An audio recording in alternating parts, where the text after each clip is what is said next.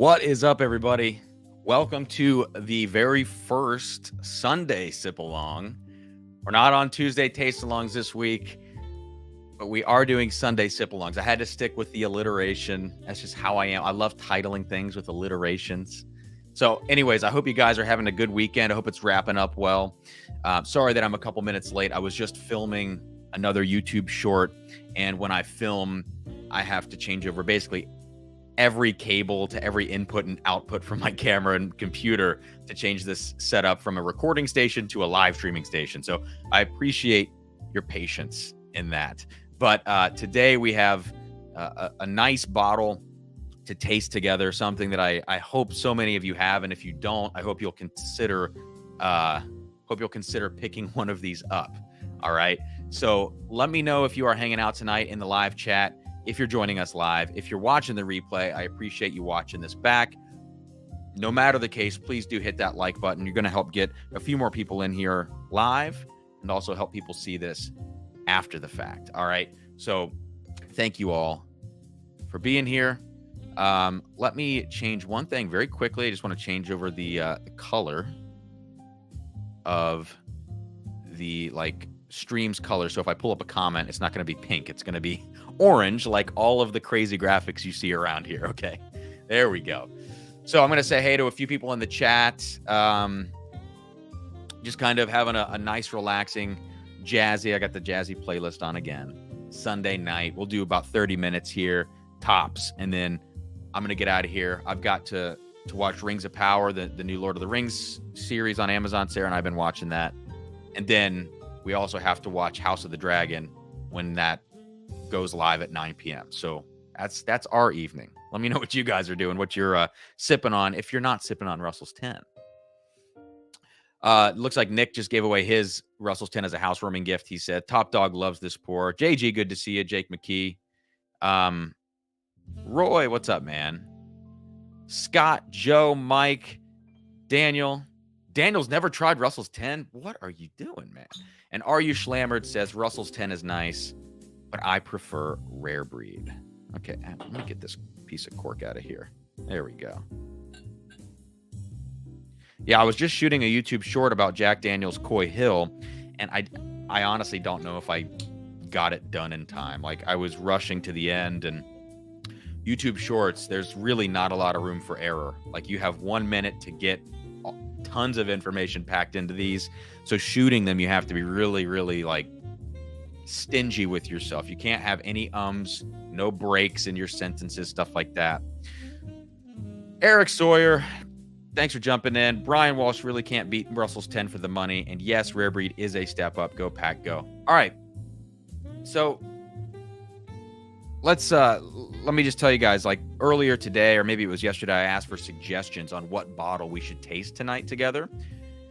And Mark Vasco was like, hey, you should really be, looking for diversity in your bottles, go for different distilleries each time, which is something that I have been thinking about, to some degree.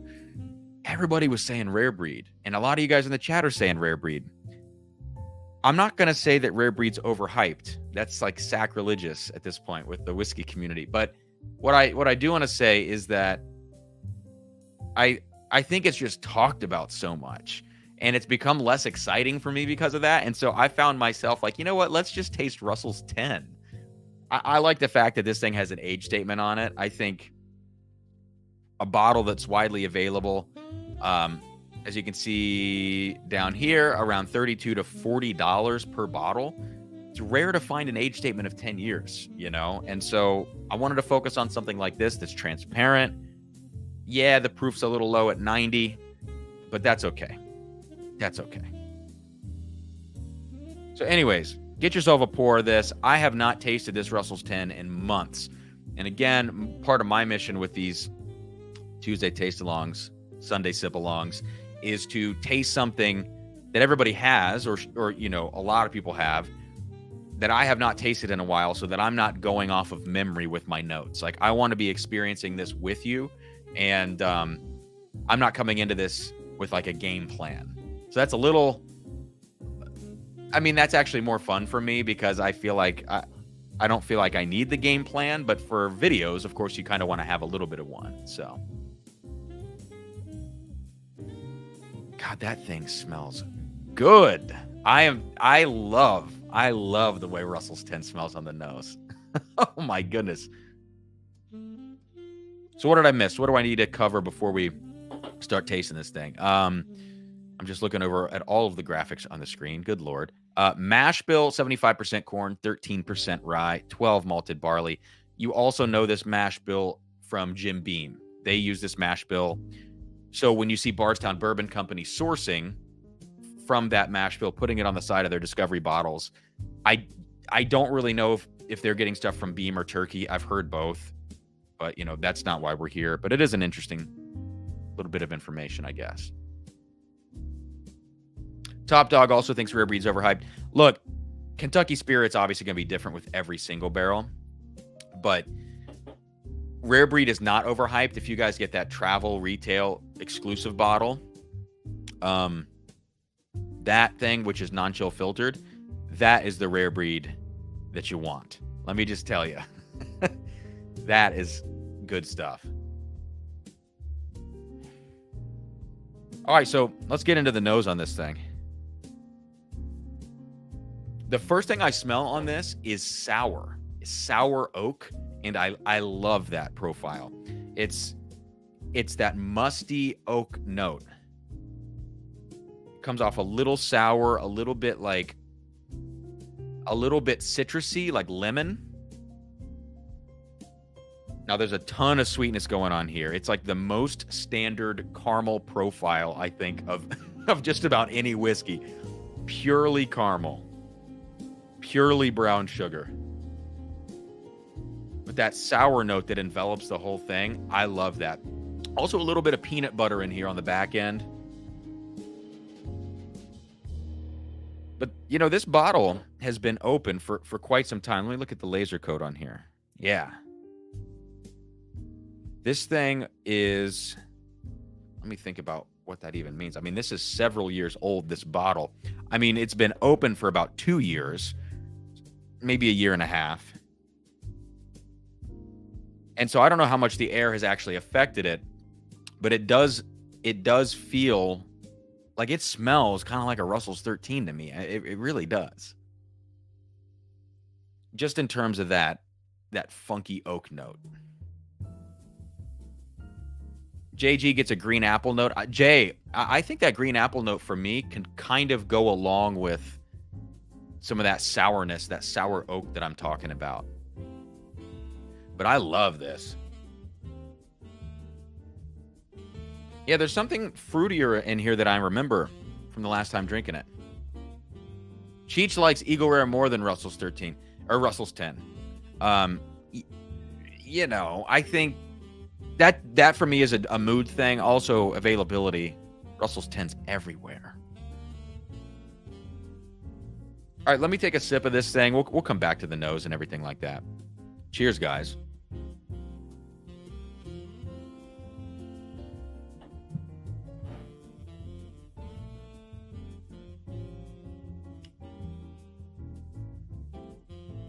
A little bit thin on the palate, 90 proof.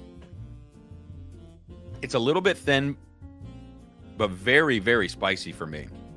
More than I would have expected, actually, from the 90 proof, 13% rye, which is not necessarily high rye by any means. I'm getting a lot of pepper on the palate, to be honest.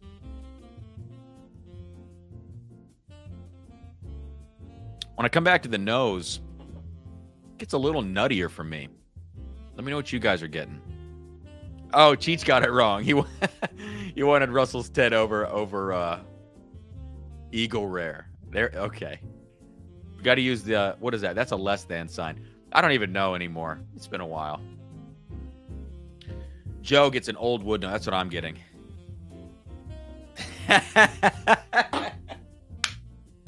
I didn't read that before I put it on the screen, but now I have to leave it up, Joe.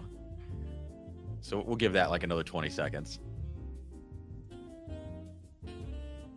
Ooh, and now in the background, I'm getting kind of a smoke. Kind of a almost like a mesquite smoke in the background of this. All right, Joe, time to get that off the screen. Wigmaster says, I feel like I don't see people drinking Russell's Single Barrel Rye too much. I've got to be honest with you. I have never tasted that. I've never purchased it.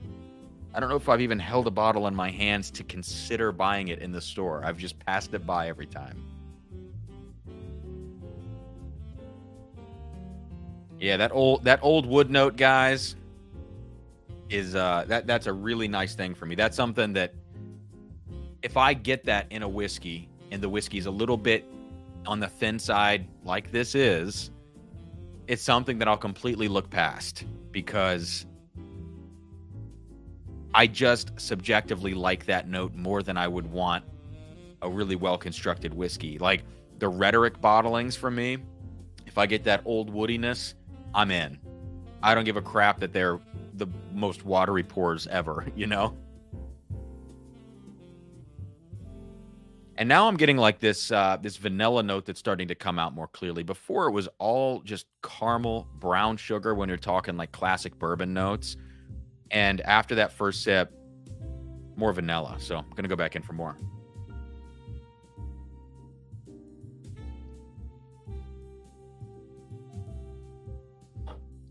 I'm telling you, that's continuing to be spicier on the palate than I would expect.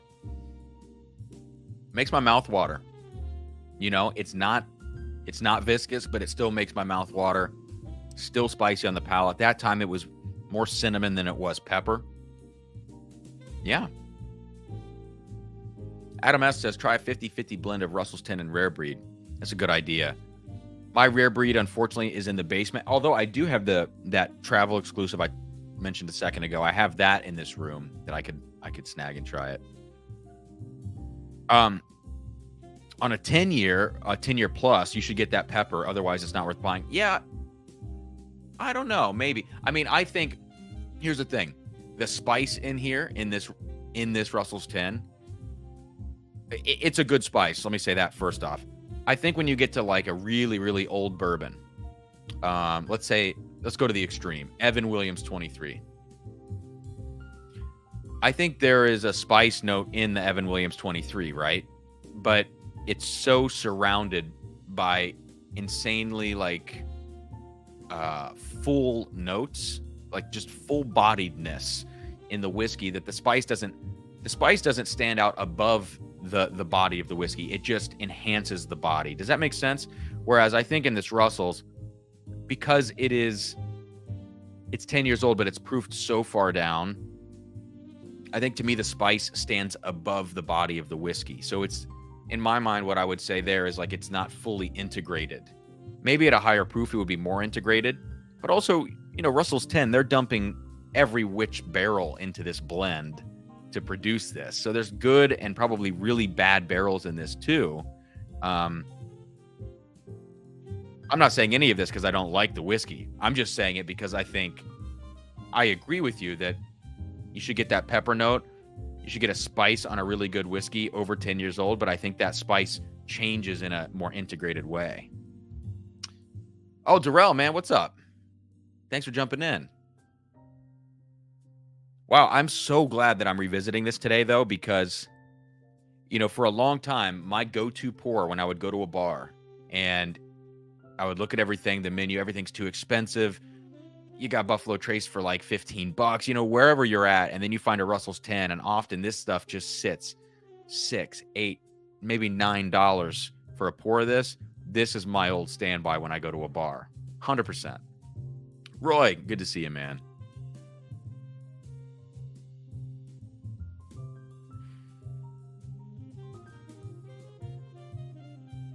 What do you guys think? Is this whiskey evolving as you smell and taste it, or is it staying pretty consistent?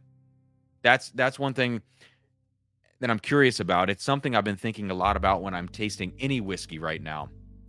Jason talks a lot about this, for instance, Mash and Drum. When you talk about like, does the palate follow the nose, and does that consistency matter? I think in some ways consistency is exciting to me, and then in other ways, when a whiskey takes you on a journey, as long as it's a good journey, that can also be really cool. So I don't know.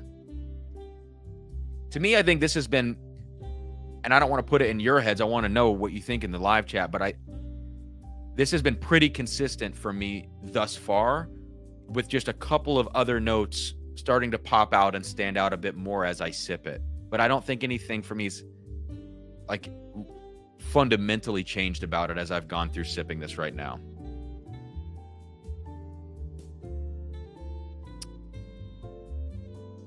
Rob D says 80% rare breed and 20% Russell's 10 is where I first heard it, and I love that blend. Ooh, I need to try that. Wigmaster says nose doesn't matter that much to me in general. See, I used to kind of think that too, and I have totally flipped. And now most of my time drinking bourbon is just spent nosing it, and maybe it's a little bit overdone, and that's fine. But I do love to just sit and nose a whiskey. I like to nose an empty glass. Jeez. Audio Junkie, what's up, man? ADHD whiskey. Dude, it's a little early for you to be drinking, isn't it? Oh, no, I guess it's like 6:30 for you, so that's... Why aren't you slammered yet? What's up, man? JG, I only had one bottle of Russell's 10. Just okay. I really like the single. I love this Russell's 10. I might throw in a little bit of that rare breed over there to end this stream and see what that's like.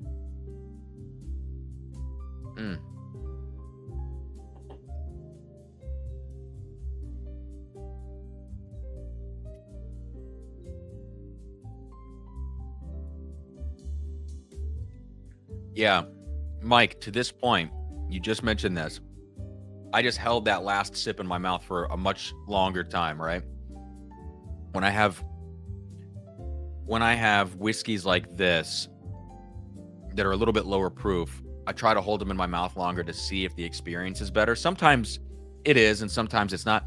This one wasn't that much better to like let it sit on your palate and try to pretend like it's a higher proof when it starts to sting your mouth. Unfortunately, it didn't quite do that. What's up, Shayla? Happy Sunday to you too.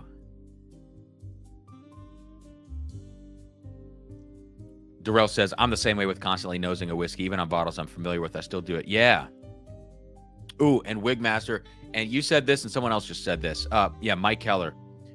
If it was 100 proof, that would be a crazy whiskey.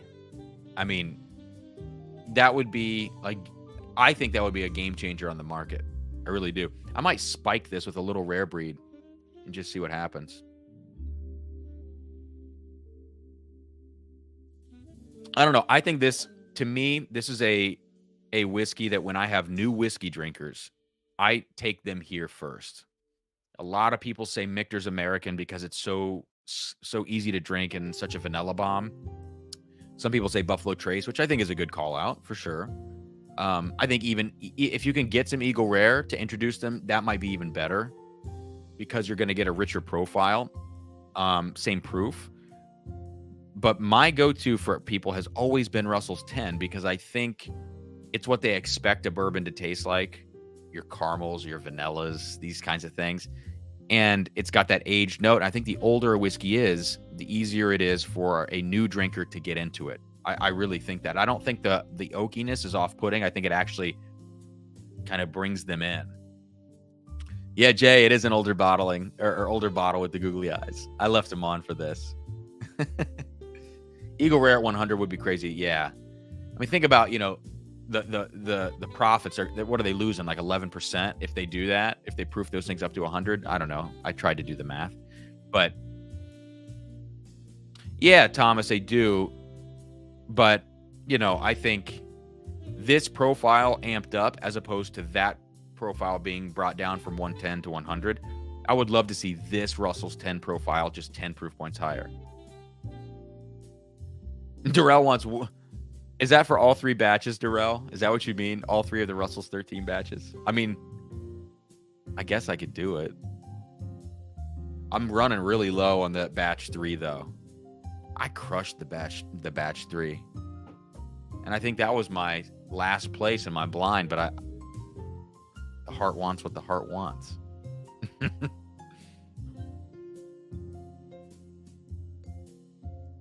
All right. I'm gonna grab that. I'm gonna grab that rare breed because why not? Why not do a little blend to end this thing? Hey, for the 57 of you in here, 56, whatever it is, please hit that like button. That would help so much. Like I said at the beginning of the stream, I just got done filming some more YouTube shorts. I don't know if they're gonna pan out. I'm so new to doing it that, you know, when you start filming long form content on YouTube, just like a review, like I've done a lot of, you start to understand what's going to work and what's not. Like as you're talking and recording the video, you're like, oh shit, that didn't go well. You know, I'm gonna have to cut that. And you're thinking this in your head as you're recording. But the YouTube short is so fragile because you only have 1 minute of content at most. So that's a totally different experience. And so I'm going to get to the end of this and I'm going to go back and try to edit this video I just shot. And if it doesn't work, at least I'll learn that the way that felt in the moment doesn't work. You know, you got to do better. You really have to script them out though. Cat Steel says Eagle Rare was good years back when it wasn't hard to find. Definitely not one to search when this is available. Yeah, I agree. Darrell, so we're talking Russell's 13 here, guys. How do I know which batch it is? The laser code on the back is going to tell you. If it's LLJD, batch 1. If it's LLJL, batch 2. If it's LLKE, batch 3.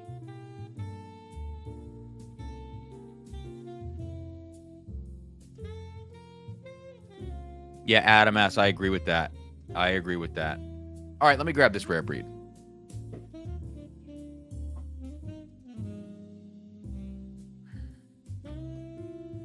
So we're going to use this one.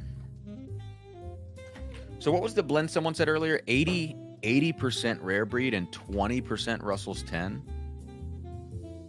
So that just means like this little bit of Russell's 10, I need to put 4 times that much rare breed into the glass.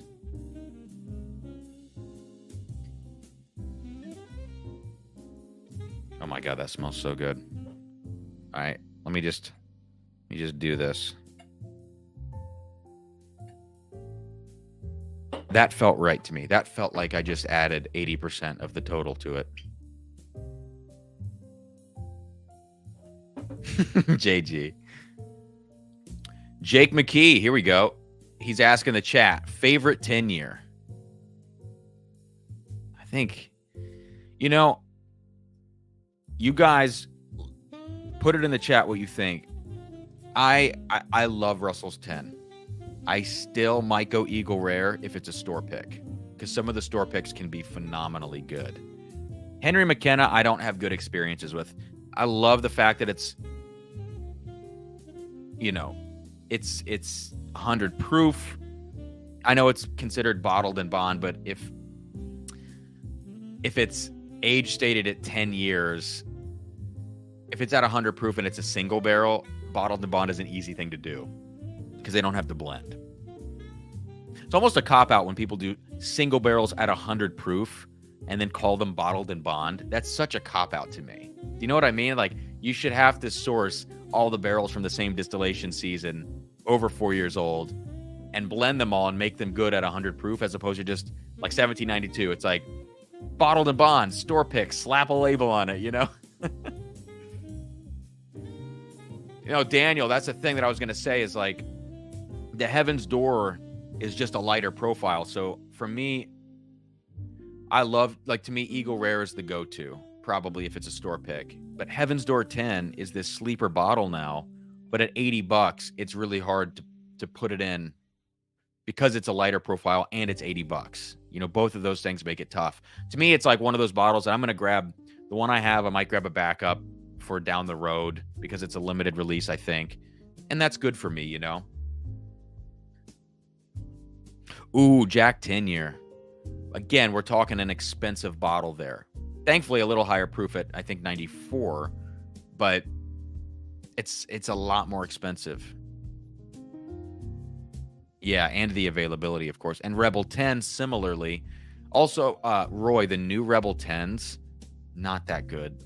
Those single barrels, because they're, I think, 10 years old. The older ones, the bottles that were barreled in 06 from the Rebel Yell 10 years, some of them was like 12, 14 years old. Those are really good barrels. the Rebel 10 is thin to me. I have one of those to compare. And 10 Cup 10 is another. It's just a little lower proof. So, like, the best of all of those worlds to me is either Eagle Rare or Russell's 10, depending on your availability. Audio Junkie says, I think it was to be more Russell's 10 than Rare Breed. Let me scroll up. And check. No, Rob D says 80% Rare Breed and 20% Russell's 10. So I would say I'm pretty close to that now. So let me see what this is like. And this is with the special Rare Breed or whatever it is.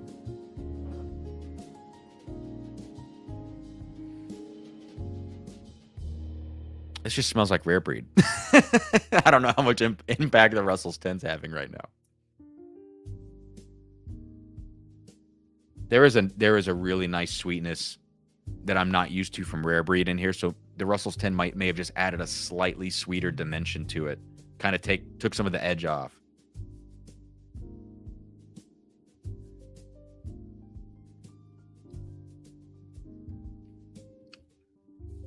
Ooh. That's interesting. The palate's a little bit muted for me. Let me have one more sip.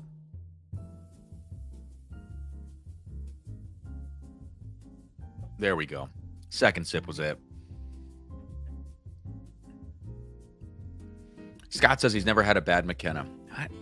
Wigmaster's never had a bad McKenna. You guys are crazy. Darrell Parker's Heavy Char Bourbon. All right, you high roller.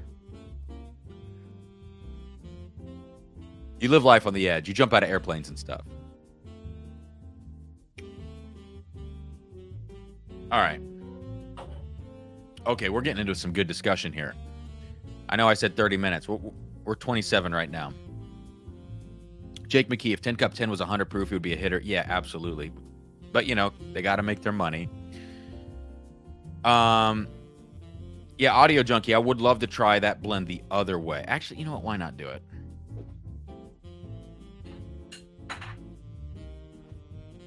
Let me just do a dash of the Rare Breed now.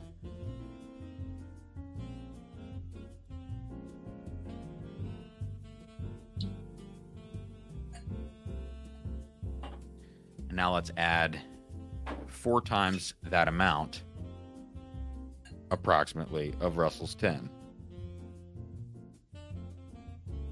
Okay. Let's see what that's like. Give it a second to marry in the glass, as they say.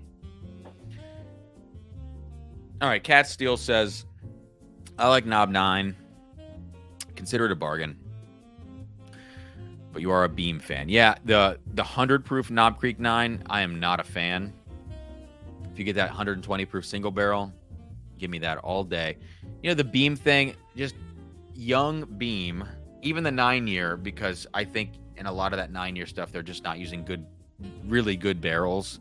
And why would they? They're going to save those for the other stuff.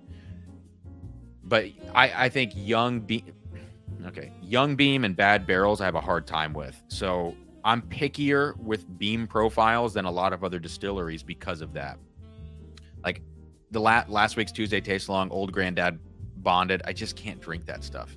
And I know a lot of people like it, so I know that it's subjective for me because so many people are fans of it. I personally just have to have like that 12-year Beam profile, 100 proof and up, to really get into it. Chris McKechnie, excuse me. Where do Michter's 10, Old Rip 10 place for you? What if they all cost the same or equally available? Would you still pick Russell's? I'm not a big fan of Michter's 10 or Old Rip. Truthfully, Chris, I've never had Old Rip. I don't know why. I mean, I'm not going to buy a bottle on secondary. And I don't know that I've ever been to someone's like house or a bottle share that's had Old Rip. No one's ever sent me a sample of that. So the only one I've had out of everything has been Lot B. I had Lot B one time in my life. Never had any Pappies, never had the Old Rip. Michter's 10, I have like a banging barrel of Michter's 10 bourbon back there. And then I have 2 weird barrels from 2018, 2019. So I think on the whole, I've not had great experiences with Michter's 10 bourbon. I've had fantastic experiences with Michter's 10 rye. So if price is not an option, my 10-year, the thing that I would get 10 years old and I would drink for the rest of my life is Michter's 10-year rye. And I've always said that. I have like 5 different single barrels of Michter's 10 rye back there open. I love it. Oh my gosh, the chat. Sorry guys, I'm really behind. Roy says, "Where's Paul Graham?" I don't know. He's probably got good things to do on a Sunday night.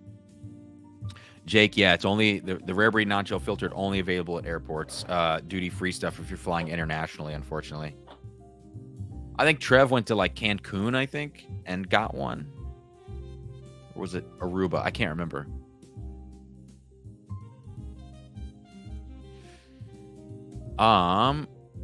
Audio Junkie, Knob Creek 12 years, like one of the most underrated bottles on the market, in my opinion.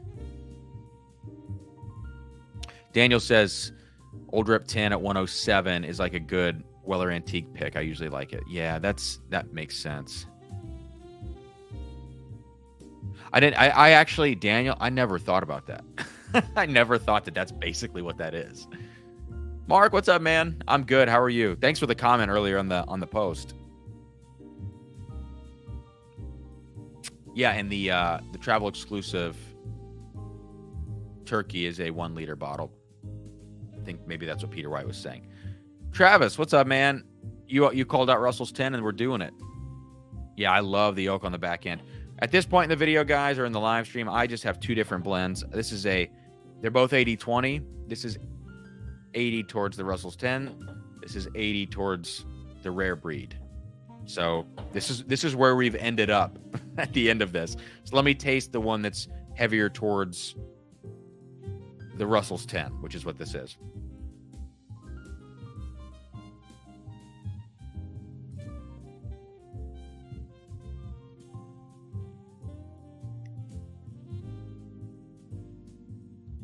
And now let me taste the one that's heavier towards the rare breed.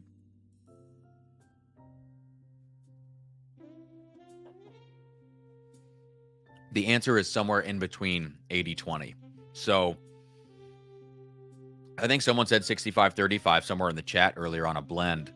That is probably the answer. And I don't know. I think we need to go 65 towards the Russell's 10, actually. Yeah, Audio Junkie. That's exactly what you said. That sounds like that would be correct for me. Kat says, going to Kentucky soon. What do you grab there that's nowhere else? Chat, what do you think? A lot of people go for like the JTS Browns and stuff like the weird bottled in bonds, the bottom shelf bottled in bonds. That's not so much for me.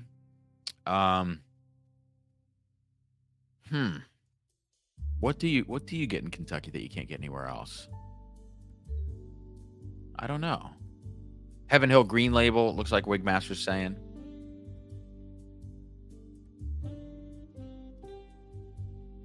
Chris agrees. Michter's 10 rye is great. I've had 2 to 3 different Michter's 10 bourbons, and they didn't do it. Yeah, the Michter's 10 bourbons, I just had this one particular barrel. I found a backup, luckily. It tastes like Proof Down King of Kentucky, which is probably like what it is. The rumor is that they source from Brown Forman. I can absolutely see that with the Michter's 10 bourbon. It tastes just like Watering Down King of Kentucky, just at a slightly younger age. Roy, what is it? Okay, I'm gonna grab 2 more glasses, guys. We're going a little over time, but I think there's 67 people in here. I think you guys, we're hanging. We'll go a little over time tonight. We haven't really gone over time on a Tuesday Tastealong or Sunday Sipalong yet.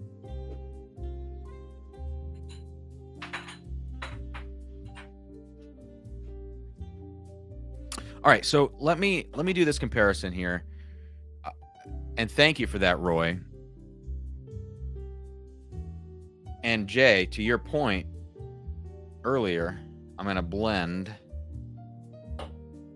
the 2 blends that I made. So what does that make it? If it's 80-20, 80-20, that's just a 50-50 blend. Right? Math? Help? Anybody help? So we'll do a quick comparison here of Russell's 13 and Russell's 10. And the Russell's 13 I'm going to choose as batch 2. which is not that one. It's got to be this one then. Yeah. Batch 2 was my blind winner of my flight of 3 on a live stream about a month ago. And here we go.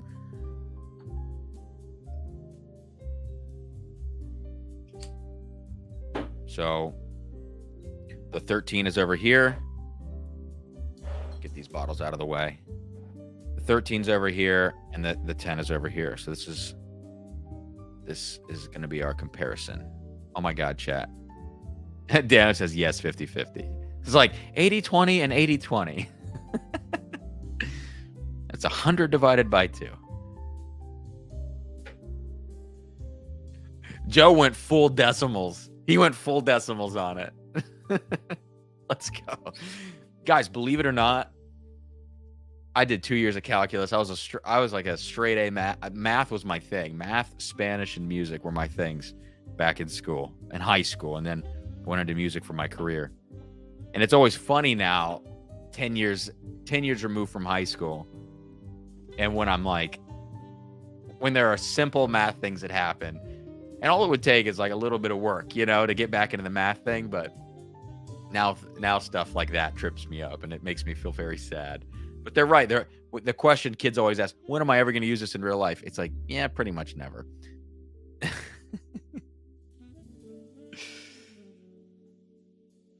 Tommy D says the Bears are on. Why are you not watching? Dude, the only sport that I follow is MMA, UFC.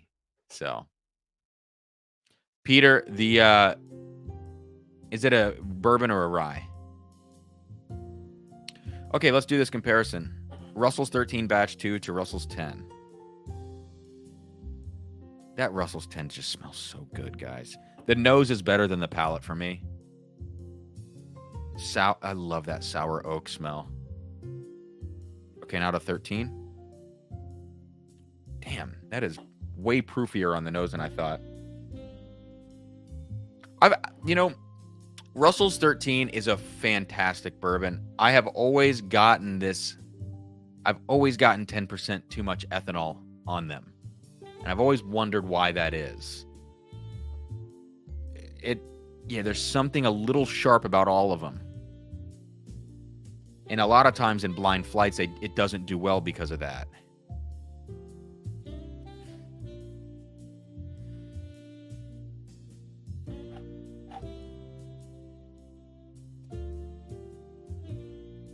Yeah, Russell's 13, to me, the profile is just a little bit darker.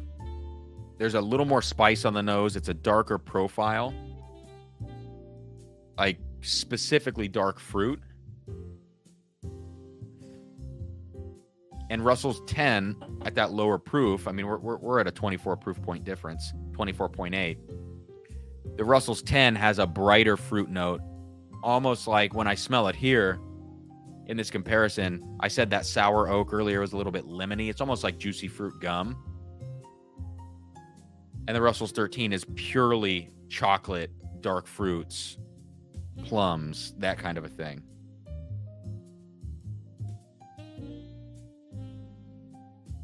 Jay, man, you're killing me. I did go through a little chess during COVID. Everybody during COVID, it's like every week you got a new fucking hobby.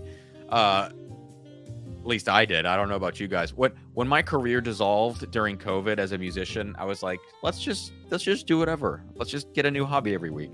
Chess was one for like a week. Yeah, Cats, dude, the cut on Song Yadong last night was crazy.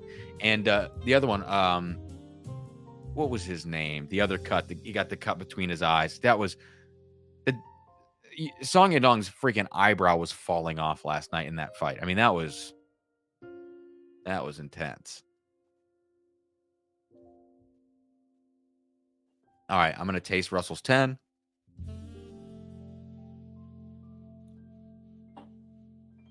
So good.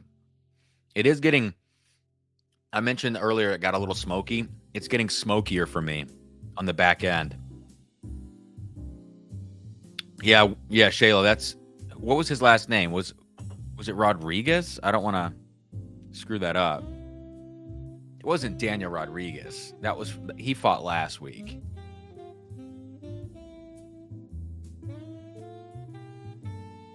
Yeah, Russell's 13 just has that aged whiskey nose to it at a good proof, you know? That was the most broad thing I could have said. That's okay. Creamy immediately. And now allspice. You know, there's actually something in this comparison. It brings out a very mineral note in Russell's 13. I've gotten that before, but not to this level. I don't want to compare it to George Dickel, but it's kind of a mineral note. It was Rodriguez, says Shayla. Yeah, Mark. The thing is, I like that sweet sour oak profile of the Russell's 10.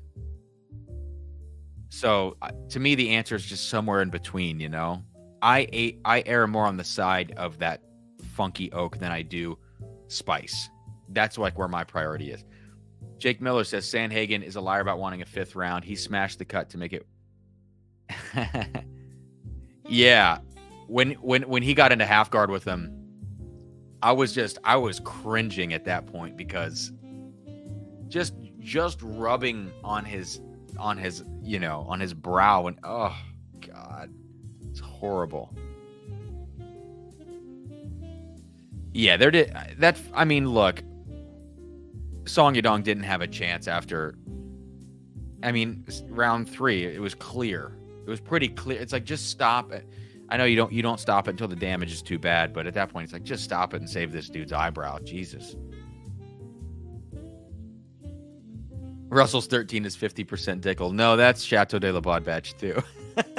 Except I think that's only like 34%. But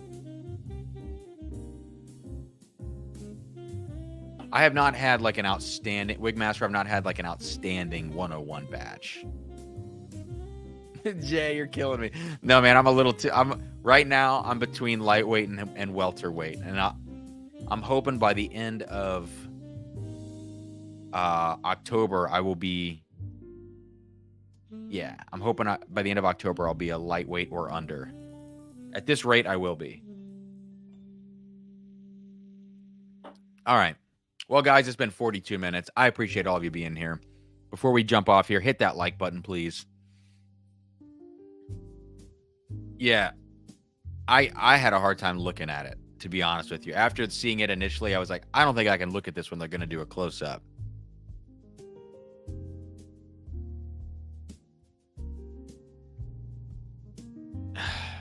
I don't know, Shayla. If you guys don't know what we're talking about, there were 2 really nasty cuts. One exceptionally nasty last night on the UFC fight night. And this dude's eyebrow was just like hanging on by a thread. Like the back half of his eyebrow was just, it was bad. All right, guys, here's a dealio. Before we go, new content coming this week, some shorts, gonna get that. I'm gonna try to prioritize that Chateau de la Baude Batch 2 review. I have a crazy busy week, orchestra stuff, teaching, all of those things. But expect that stuff. Thursday night's live stream will be at the normal time of 8 p.m. Eastern. Next week, the last week of the month, what is it going to be? Like the 30th? No, the 29th will be a late live stream at 10 p.m. But this week, 8 p.m. Eastern. All right. I'm out of here, guys. Cheers. What's the final verdict? Russell's 10 for me. I love it. A lot of people in the chat want a spicier profile. I love the aged oak note. I think it's a great beginner whiskey. And I love that it still sits on the shelf between $32 and $40. That's just me. Mark Vasco, thanks for jumping in for a couple minutes here. Thanks to everybody else. I'm going to say cheers with a final pour of an epic blend. Let's put the Russell's 13 in here too. There's rare breed, non-chill filter. There's all sorts of madness in this glass. So this is it.